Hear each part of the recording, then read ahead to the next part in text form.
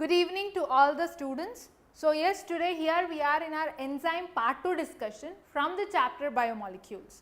So, here today first let us go with the properties of enzymes. When you have to look into the properties of enzymes beta, first is the proteinaceous nature of the enzyme. Okay? It is proteinaceous nature of the enzyme, where enzymes are generally proteinaceous, like few enzymes are also made up of nucleic acids. We have learned what is the example ma? We have learned that yesterday. The example is ribozyme, and this may require inorganic or organic substances which are called as cofactors. Nothing but an enzyme will have a protein part and a non-protein part. Okay, enzyme has a protein part and a non-protein part. Take down parallelly with a enzyme has a protein part and a non-protein part. Okay, protein part of the enzyme is called as apoenzyme. Non-protein part of the enzyme is called as cofactor. Okay, non-protein part of the enzyme is called as cofactor. Together it is put together, it is called as what? Holoenzyme. Holoenzyme. Fine. Protein part of enzyme and non-protein part of enzyme, together it is called as what? Holoenzyme. Chemical reactions. Enzyme do not initiate the reaction, but they will increase the rate of any reaction. Okay, enzyme will not initiate any reaction in converting the reactants to products or substrate to products, but the only activity that enzyme does is this increases the rate of the reaction. They do not alter the chemical equilibrium, they will increase the rate of the reaction without disturbing the chemical equilibrium of that particular reaction. Next is what? Efficiency. Efficiency is equal to what? Turnover number, which we have learnt yesterday, which is nothing but substrate molecules which are converted per minute per enzyme molecule. How many substrate molecules are converted into products per minute per enzyme is called as what? Turnover number. Next is unchanged form. Enzymes will remain unchanged even after the reaction. Once substrate gets converted to product, even after that the enzyme structure or the enzyme form will remain unchanged. Most important property of the enzyme is specificity, that each enzyme is specific to a particular substrate, especially the organic catalyst. Enzyme, that is organic catalyst, is specific for substrate. It is substrate specific. Enzymes are highly specific to their substrates. For example, maltase is the enzyme and the substrate is maltose, not sucrose. Okay, for sucrose the enzyme will be invertase. Okay. Next, so these are the properties of the enzymes.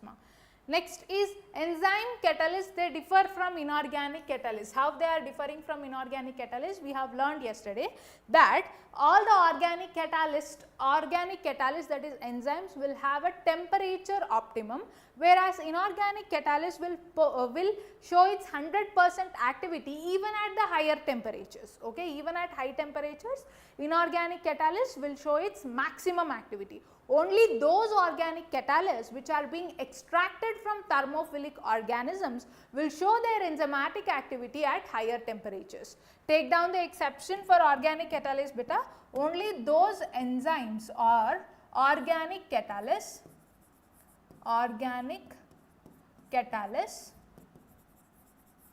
which are extracted from thermophilic organisms,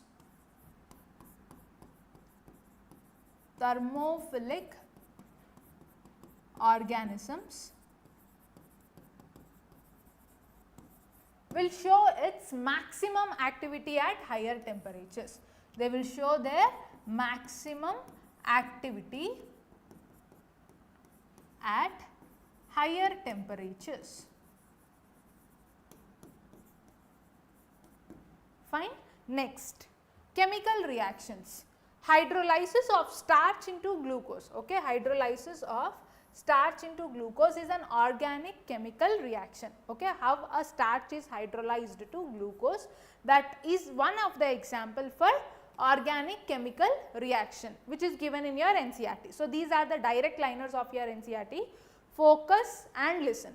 Rate of physical or chemical process refers to amount of the product formed per minute. Okay, what is the rate? Rate of chemical reaction or rate of any process that is being happening is nothing but what? Amount of the products formed per unit time. Okay, that is the rate of the reaction. This rate of the reaction is influenced by what? Temperature, wherein with the increase in temperature, every increase in temperature, 10 degrees rise in temperature will double the reaction, and 10 degrees down the temperature will inhibit the process, will decrease the reaction rate. Influenced by temperature, where rate doubles or decreases by half for every 10 degrees change in the either direction. With 10 degrees Celsius increase in temperature, the reaction rate doubles. Rate of reaction doubles. Fine. With 10 degrees Celsius temperature decrease, okay, the rate of the reaction gets half, okay, decreased. Fine, that is the effect of temperature. And here is one example which shows you the efficiency of the enzyme activity. In the presence of enzyme, what will be the conversion rate from substrate to product? In the absence of enzyme, what will be the conversion rate? That is, what will be the product rate formed per time in a catalyzed reaction and in an uncatalyzed reaction. Look into it carefully. In the absence of any enzyme, okay, in the absence of any enzyme, so it is uncatalyzed reaction. Uncatalyzed reaction. So, in an uncatalyzed reaction, in the absence of any enzyme, this reaction rate will be very slow with about 200 molecules of hydrogen carbonate formed per hour. When carbon dioxide interacts with water molecule, carbon dioxide along with water, with the help of or in the presence, if it is a catalyzed reaction, in the presence of the enzyme carbonic anhydrase in the cytoplasm, this gets converted to what? Hydrogen carbonate. So, in an uncatalyzed reaction, that is in the absence of the enzyme carbonic anhydrase, 200 molecules of hydrogen carbonate or carbonic acid is formed per hour, okay, whereas by using the enzyme, that is carbonic anhydrase, the reaction speeds dramatically with about 6 lakh molecules formed per second. Per second, these many molecules are formed. That is the effect of a catalyzed reaction, that is the efficiency of a enzyme mediated reactions. Okay, so the second is what? Catalyzed reactions. Catalyzed reactions. Fine, right? The enzyme has accelerated the reaction rate by about 10 million times. These are direct NCERT liners, beta, very important. Okay, fix it in your mind. Next, yeah, this is the diagram from your NCERT which clearly shows you the transition state, transition energy and activation energy. So, here if you have to look into in the x-axis, you can see progress of the reaction in the x-axis and potential energy in the y-axis, progress of the reaction in the x-axis. So, here if you see the rate of the reaction will increase, that substrate molecules are converted to product, first in the absence of enzyme, that is without the enzyme. Okay, without the enzyme, substrate molecules converted to products requires highest energy, that highest potential energy is called as transition energy. So, what is transition energy, beta? Conversion of reactants or products, reactants or substrate molecules into products in the absence of enzyme requires highest potential energy, that highest potential energy is called as transition energy. Okay, take down the clear definition of transition energy. Transition energy, which is the highest potential energy,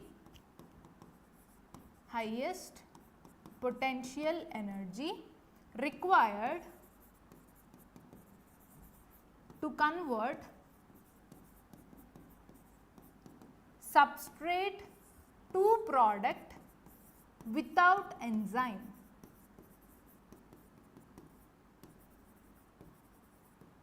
What is the activation energy? Activation energy is nothing but conversion of reactants or substrates into the products by minimal energy. The minimal energy required to convert the substrate molecules to product is called as activation energy, which is in the presence of enzyme. Okay?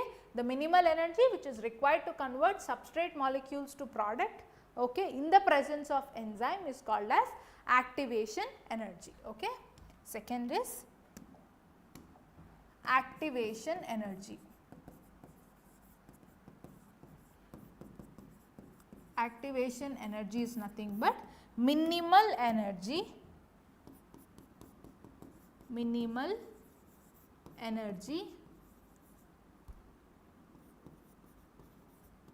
required to convert substrate molecules to products with the presence of enzyme or in the presence of enzyme is called as activation energy. Fine.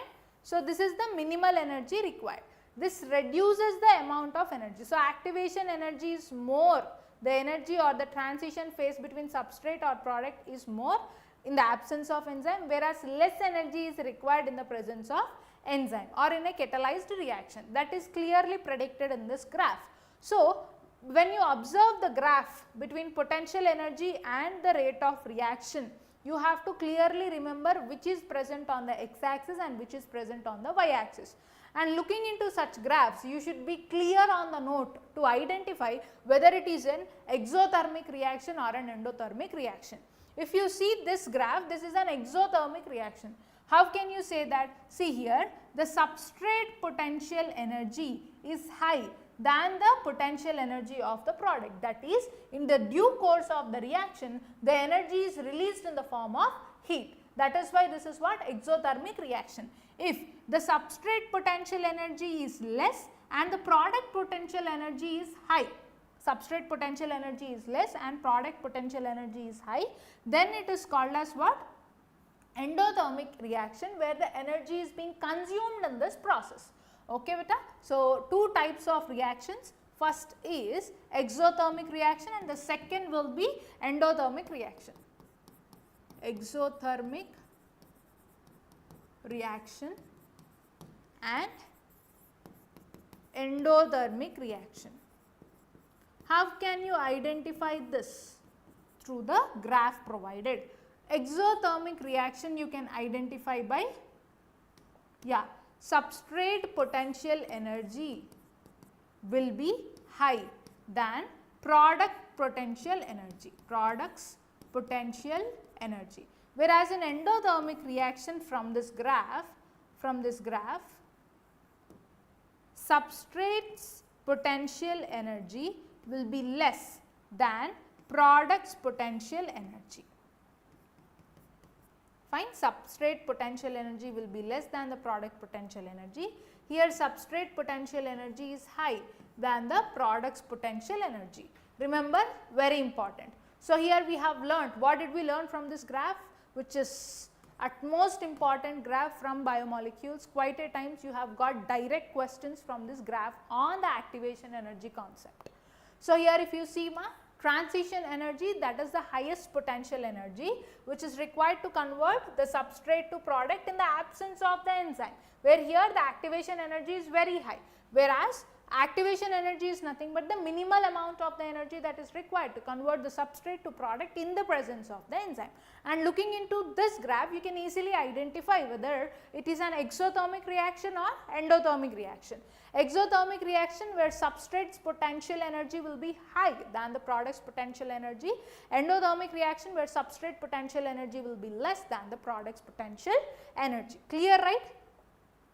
Now, factors affecting the enzyme activity. There are three major factors that we are going to exercise now. Those factors include, first is temperature, second is temperature pH, and third is substrate concentration. Substrate concentration. Fine. When you look into the temperature, temperature plays major role in the enzyme activity as we have discussed. For every 10 degrees raise in the temperature, the reaction rate will double. For every 10 degrees fall in the temperature, the reaction rate gets half. Okay. So, here if you see for all the organic catalysts at the temperature optimum, at the optimum range of temperature, the reaction rate is maximum. With the decrease in the temperature, again with the increase in temperature, again the rate of the reaction will fall down. So, maximum rate of the reaction is achieved at the optimum temperature.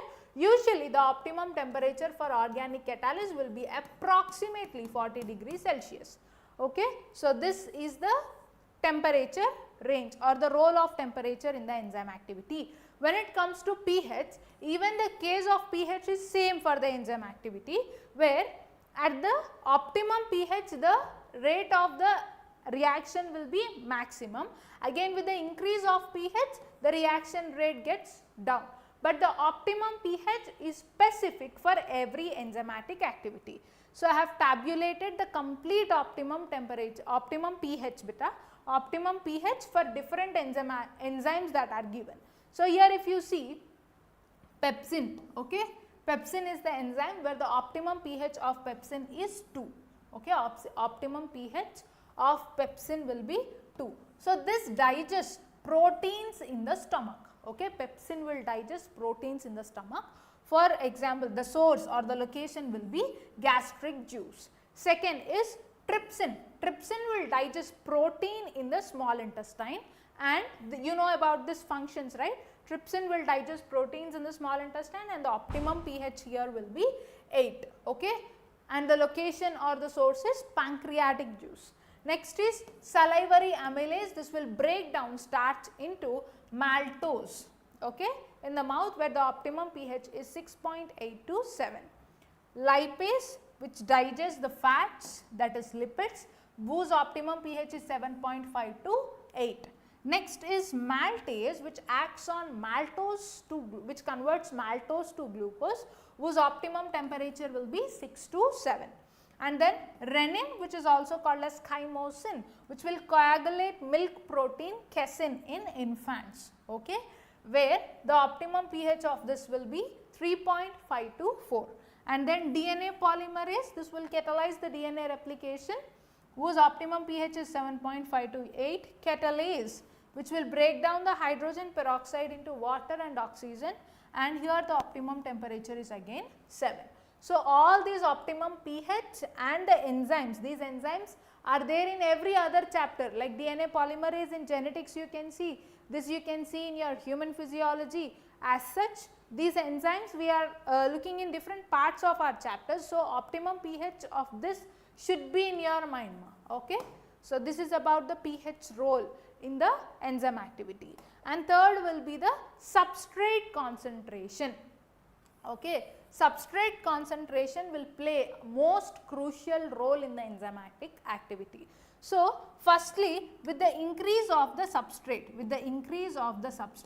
the reaction rate will be increased.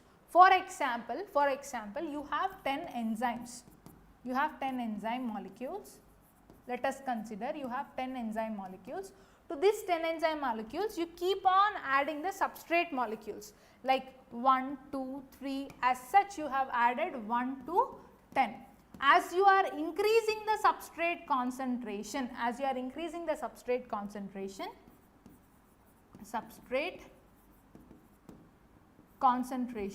the rate of the reaction increases, or velocity of the reaction will increase as you increase the substrate concentration.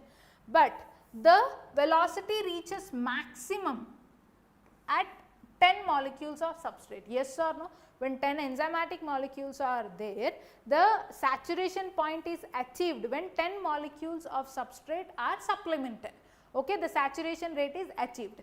So, from here, even though you increase the substrate concentration, there will not be any change in the increase of the rate of reaction. Okay. So, this is the concept here. So, on the x axis substrate concentration is plotted, on the y axis rate of the reaction or velocity of the reaction is plotted. So, Km will be the substrate concentration at which half of the Vmax is achieved. Okay. What is Km? Km is called as Michaelis-Menten constant. This Km at this rate, half of the Vmax will be achieved, that is Vmax by 2, where you can simply write it as Km is equal to Vmax by 2. Fine. At Km, which is Michaelis-Menten constant, half of the velocity of the reaction is achieved, and with the increase of substrate concentration, primarily velocity of the reaction will be increased. Once the saturation point is achieved, though you increase the substrate concentration, there will not be any increase in the rate of reaction. And what is Kmax over here, beta? Kmax is nothing but the substrate concentration at which half of the velocity is reached, where Km is equal to Vmax by 2. Clear till here, right? Okay. So, you are clear on the note of the factors affecting the enzyme activity, that is temperature, pH and substrate concentration.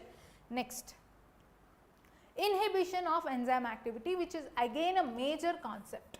Okay. Inhibition of enzyme activity, where you have to know about 3 types of inhibition, beta.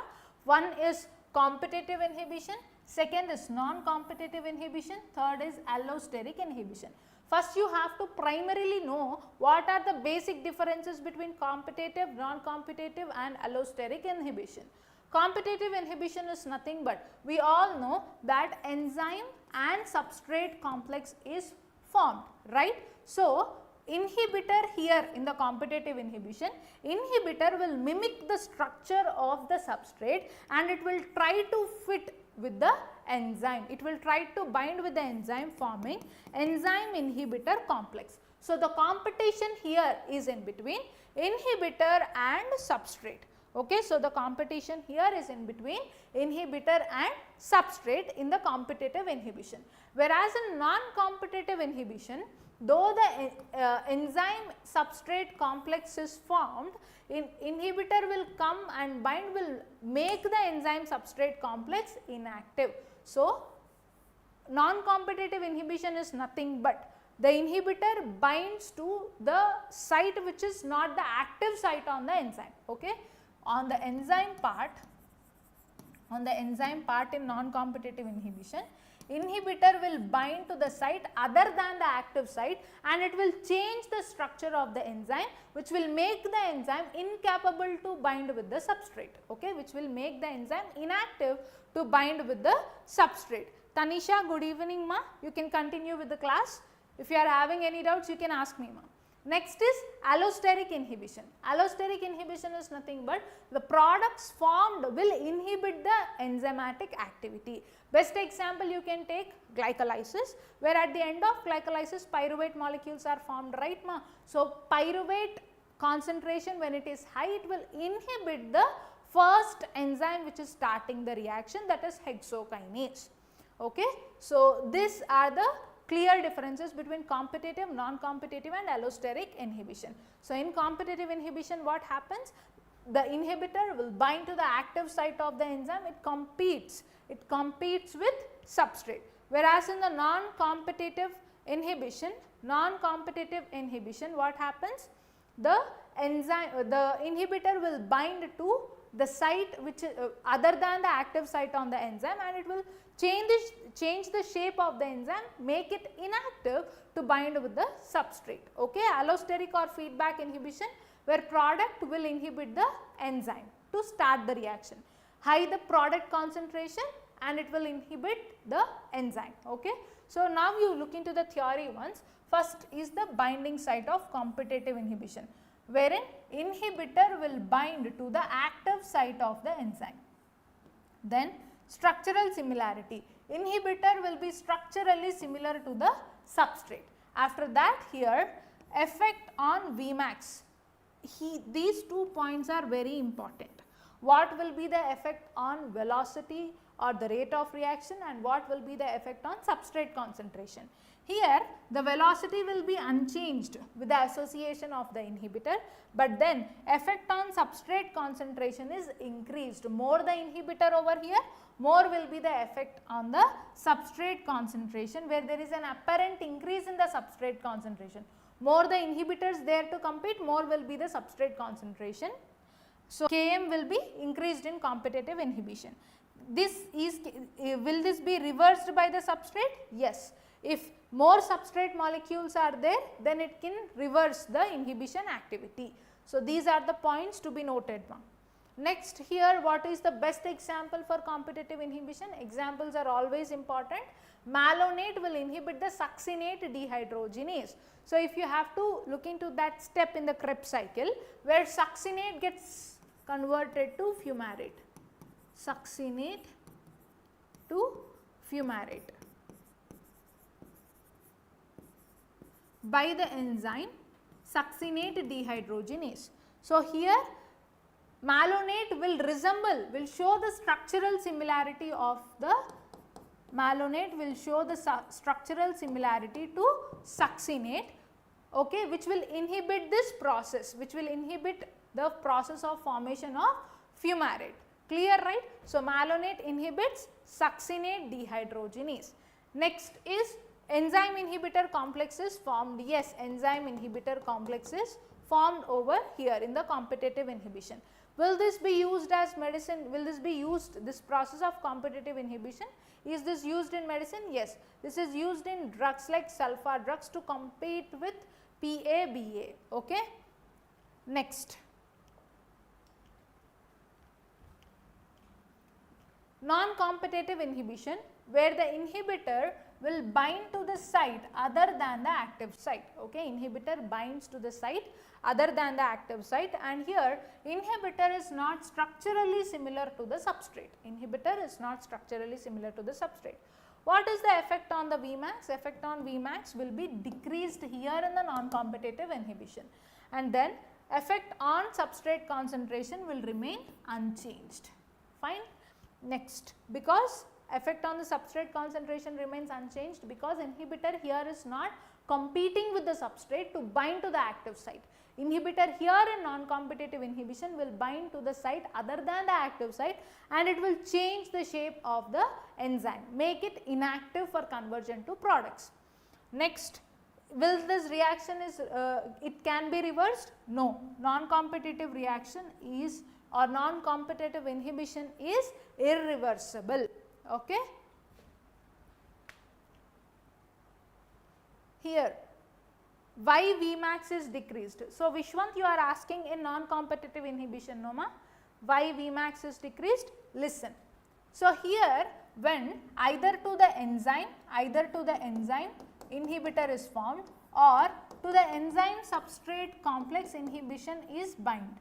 One inhibitor is bind. Once the inhibitor is bind either to the enzyme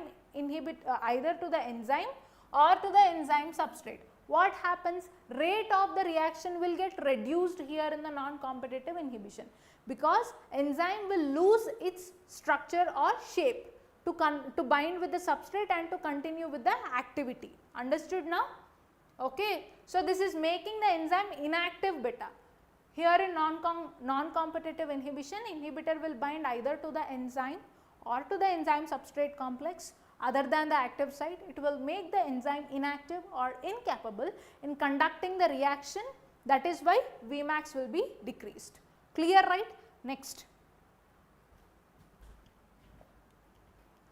Here, cyanide inhibits the cytochrome oxidase. In non-competitive inhibition, cyanide will inhibit the cytochrome oxidase. This is one of the best example. Next, enzyme inhibitor complex formed. Yes, enzyme inhibitor complex is formed. It can bind, inhibitor can bind both to the enzyme and enzyme substrate complex. Point to be noted. Next, where are these used? These are used in toxins and some drug actions as well. And then here if you see allosteric or feedback inhibition. This binds to a regulatory or allosteric site, but not to an active site. where here product or inhibitor may or may not resemble to the substrate. Okay, product or inhibitor will not resemble to the substrate. This may increase or decrease based on the modulator type. Okay, either the Vmax can be increased or decreased based on the modulator, that is based on the product, which is based on the product. Next, Km is variable, variable substrate concentration is present, and here this is not easily reversible, this is regulated through pathway mechanisms. And then example includes ATP inhibits phosphofructokinase, isoleucine inhibits threonine deaminase in the biosynthetic pathways, where the products are inhibiting the enzymes. Fine. So, ATP inhibits phosphofructokinase. What is this step in the glycolysis? Third step of glycolysis. Third step of glycolysis. Such connected questions will be asked for sure, beta, listen carefully. So, here what happens is, in the third step of glycolysis, phosphofructokinase will act on what? Fructose 6-phosphate will be converted to fructose 1,6-bisphosphate by the enzyme phosphofructokinase, okay, wherein ATP is utilized over here. So, with the increase in the concentration of ATP, the reaction rate is inhibited. Phosphofructokinase activity will be inhibited over here. Next is enzyme inhibitor complex. Yes, enzyme inhibitor complex is formed which induces conformational change in the enzyme. And then what is its use in medicine? This will regulate metabolic pathway where internal feedback regulation will happen. Next. So, here you can clearly see the enzyme classification, which is very important. Enzyme classification. We have 6 classes of the enzyme based on the enzymatic activity beta. First class of the enzyme called as oxidoreductases or dehydrogenases, which will conduct the redox reactions, that is oxidation reduction reactions. Here this will catalyze oxidation reduction reactions which involves transfer of electrons or hydrogen from one molecule to the other molecule. So, in redox reactions, those enzymes which are catalyzing the redox reactions are called as oxidoreductases or dehydrogenases. What are the best examples for this class? Dehydrogenase, oxidase, reductase, catalyze, peroxidase, all these enzymes comes under the first class of the enzyme. Second class is transferases. Second class is transferases, where this will catalyze the transfer of specific functional group like phosphate or amino group from one molecule to other. Best example for the second class is what, ma? Transaminase, which will transfer the amino group. Transaminase which will transfer the amino group. Second is kinase, which will transfer the phosphate group. Third class is what? Hydrolases, wherein this will catalyze the breakdown of larger molecules into smaller ones. Examples for hydrolases include protease, amylase, lipase, maltase and nucleases. Fourth class of the enzyme includes lyases, which will catalyze the cleavage of the substrates, okay, into two parts. Best example will be aldolase from glycolysis, which will cleave the 6 molecule fructose 1,6-bisphosphate into glyceraldehyde 3-phosphate and dihydroxyacetone phosphate.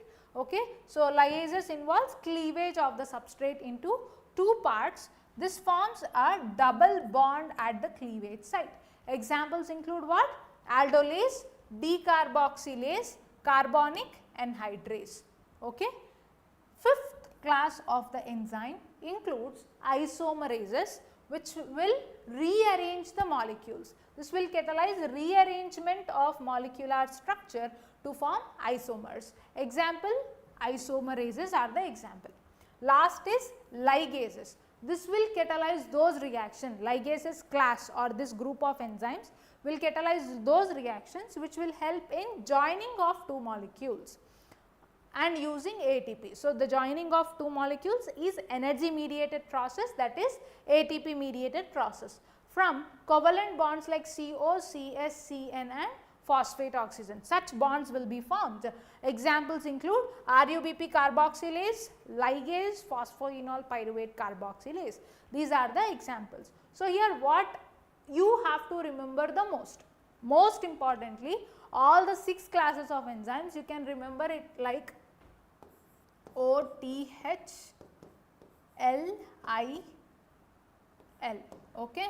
OTH, LIL, like that you can remember, where oxidoreductases, transferases, hydrolases, lyases, isomerases and ligases. For each class of the enzyme, examples should be noted and fixed in your mind. That important are the examples, and you should know the activity or the function of the each class of the enzyme. Multiple times the questions asked on the enzyme classification, it is very important. So, go through it multiple times and you can easily remember, okay. Next is about cofactors. So, in the beginning of today's class, we have discussed what is enzyme. Enzyme is usually protein part, right? Enzyme is proteinaceous in nature, but enzyme has 2 parts in it, that is enzyme has proteinaceous part or protein part and a non-protein part as well. Non-protein part. Protein part of the enzyme is called as apoenzyme.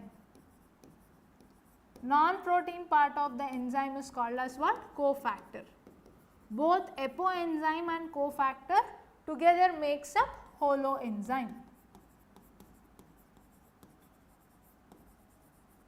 Fine. So, here you see the cofactors carefully.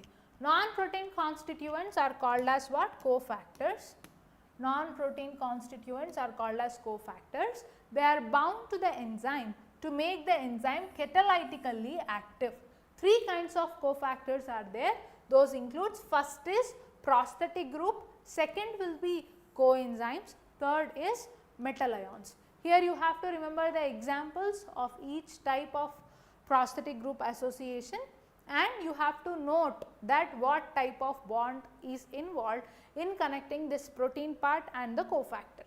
The protein part of the enzyme is called as apoenzyme. Yes, we have cleared it. So, first if you see the prosthetic group, peroxidase and catalase catalyze the breakdown of H2O2, hydrogen peroxide, into water and oxygen.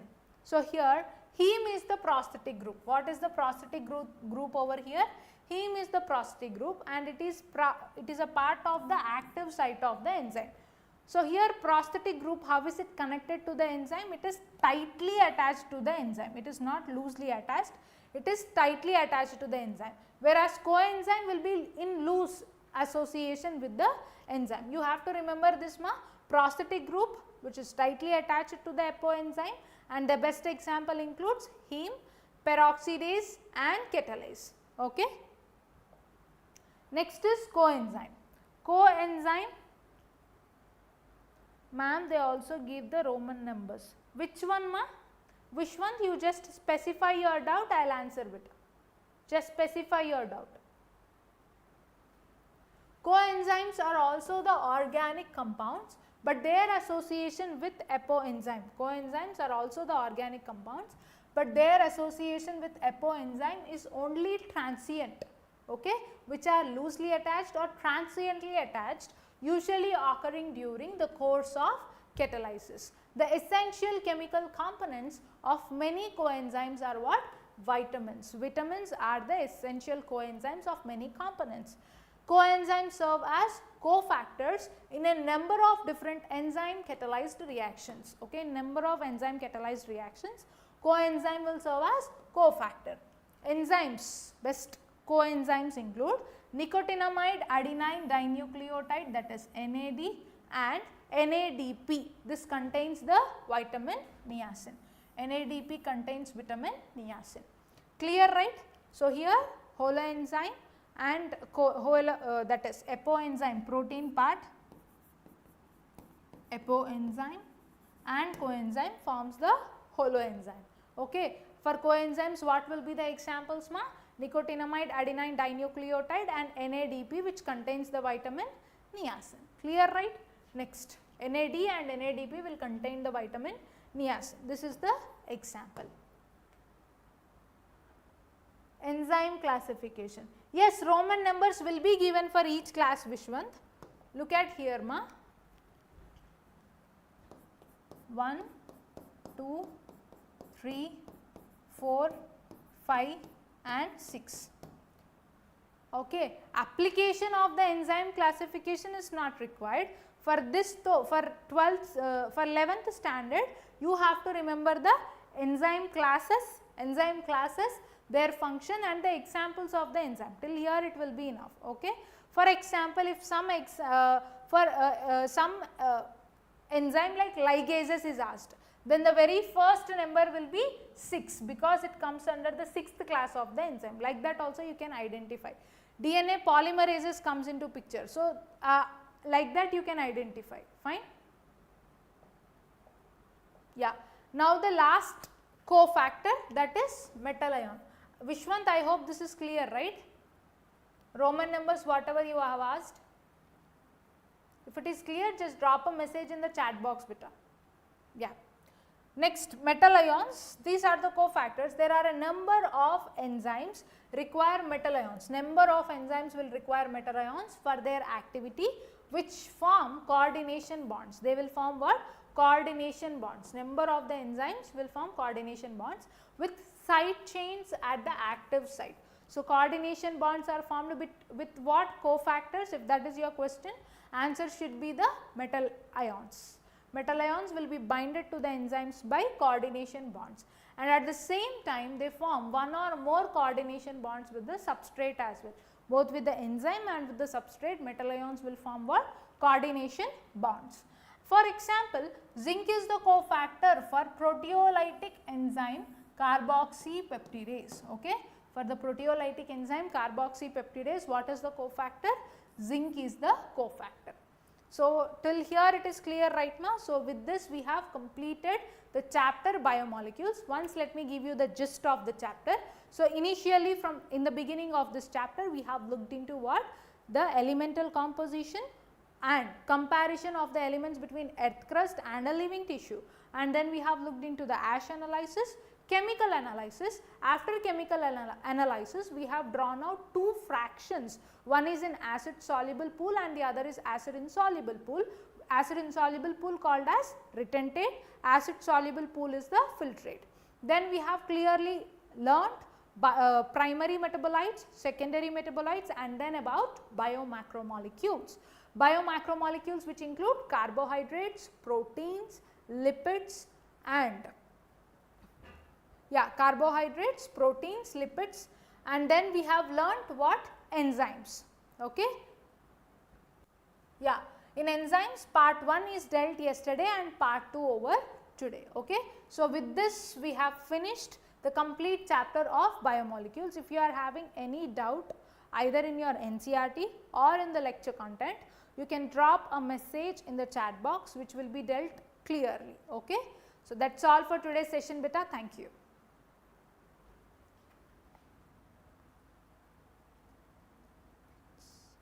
Vishwant, MCQs are dealt in the separate section, ma. You can type the MCQ section as well. All the NEET PYQs of the chapter biomolecules and advanced questionnaire targeting NEET 2026. Both the sessions are done, ma, available in the playlist. You just go and check. Okay? Objective sessions are separately done, ma. Okay? Just go through it. Okay? Yeah. Thank you.